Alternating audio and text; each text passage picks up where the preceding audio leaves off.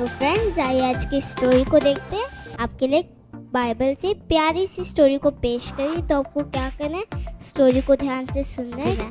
आइए आज की स्टोरी की ओर बढ़ते हैं। हेलो बच्चों, कैसे हैं आप सब।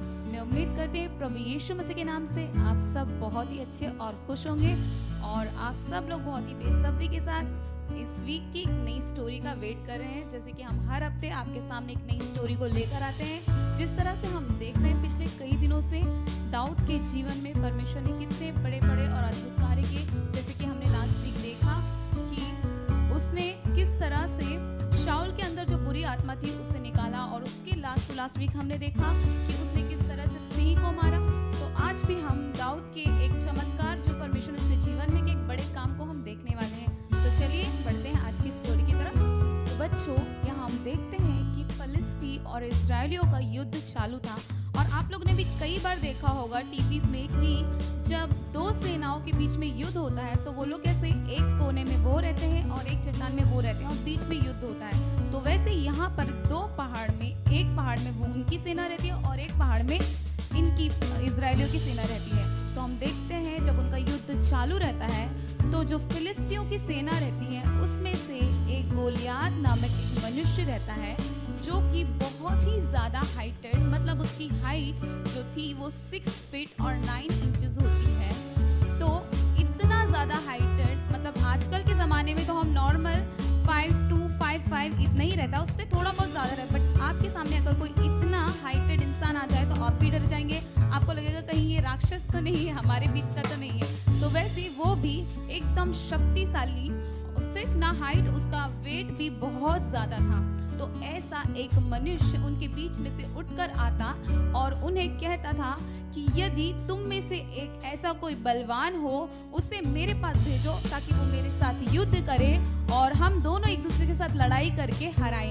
और जो हारेगा वो उनके अधीन, मतलब जैसे अगर हम हारेंगे तो हमारी फिलिस्ती सेना तुम्हारी गुलाम बन जाएगी और यदि तुम हारोगे तो तुम्हारी सेना हमारी गुलाम बनेगी।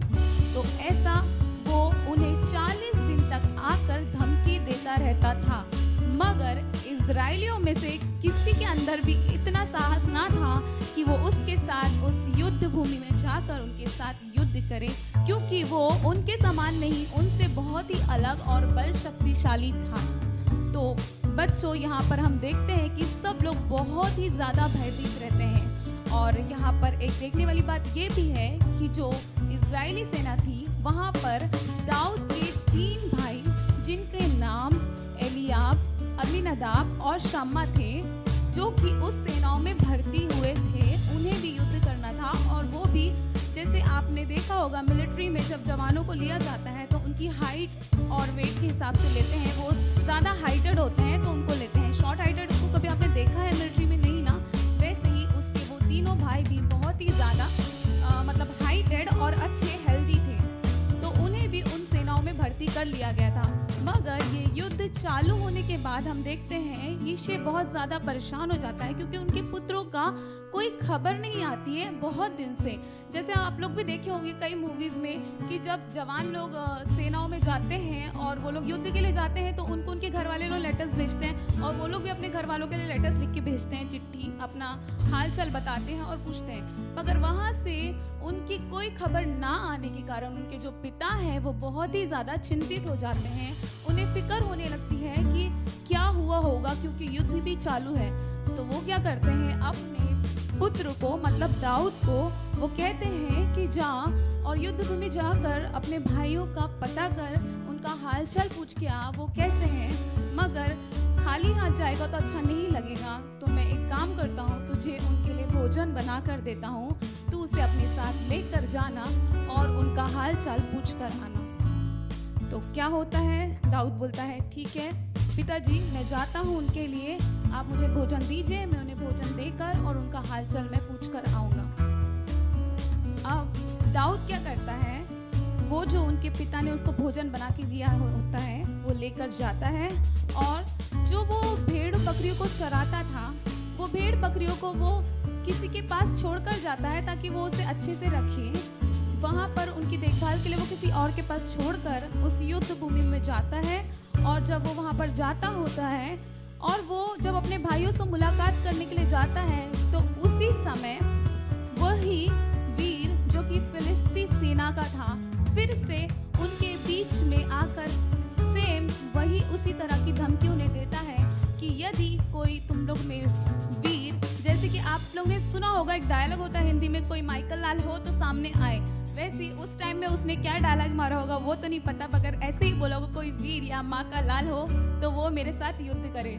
तब जब दाऊद इस चीज को देखता है तो उसे बहुत ज्यादा गुस्सा आता है कि ये हम इस्राएलियों को इस तरह की धमकी कैसे दे सकता है, हम परमेश्वर के लोग हैं और ये हमें ऐसी धमकी चुनौती दे रहा है। तो उसे बहुत ज्यादा गुस्सा आता है और वो बोलता है कि आप लोग इसकी बात क्यों सुन रहे हो और आप लोग इससे क्यों डर रहे हो, आप लोग इसका सामना क्यों नहीं करते हो। तब बाकी लोग उससे कहते हैं कि इसका सामना करने के लिए हमारे पास ऐसा कोई बलवान, कोई वीर नहीं है, क्योंकि सबको साथ में नहीं बल्कि एक को उसने बुलाया है, तो उसके मुकाबले में हमारे पास कोई भी नहीं है, इसलिए हम नहीं जा रहे हैं। तब दाऊद कहता है कि आप लोग को डरने की जरूरत नहीं है। तब उसके बड़े भाई को बहुत गुस्सा आता है, वो कहता है कि तेरे अंदर कितना अभिमान है, तेरे अंदर वो बुराई जो है उसकी वजह से तू आया है यहाँ पर तमाशा देखने, युद्ध देखने, क्या तुझे शर्म नहीं। तब दाऊद कहता है कि आप लोग चिंता मत कीजिए, मैं जाऊंगा और उनके साथ युद्ध लड़ूंगा। तब सब आश्चर्य हो जाते हैं कि हम सब नहीं जा रहे हैं, जब हम सब नहीं उसका सामना कर पा रहे हैं तो ये एक छोटा सा बालक कैसे उनका सामना करेगा। तब दाऊद कहता है कि मैं जाऊंगा, मैंने इसके भी पहले बहुत बड़े बड़े काम किए जो कि मैंने सेनाओं के यहोवा के द्वारा किए हैं। जब मैं जंगल में भेड़ों को चराता था तो मैंने भालू को मारा है, सिंह को मारा है, परमेश्वर ने मेरे द्वारा कई अद्भुत काम किए हैं। तो ये गोलियत क्या है, इसे भी मैं यहोवा के द्वारा मार दूंगा। तब दाऊद पूछता है कि जो कोई भी इस गोलियत को हराएगा उसके लिए राजा ने क्या इनाम रखा है। तब उसे बताया जाता है कि जो भी इस गोलियत को हराएगा उसे राजा बहुत धन दौलत और सभी लोगों के बीच में सम्मान और अपनी लड़की के साथ उसका ब्याह भी करा के देगा। तब ये सुनने के बाद दाऊद कहता है कि मैं जाऊंगा उससे युद्ध करने। तब दाऊद उससे युद्ध करने के लिए जाता है तो शाऊल क्या करता है, उसे अपने वस्त्र को देता है और उसके सर पर पीतल के टोप को रखता है।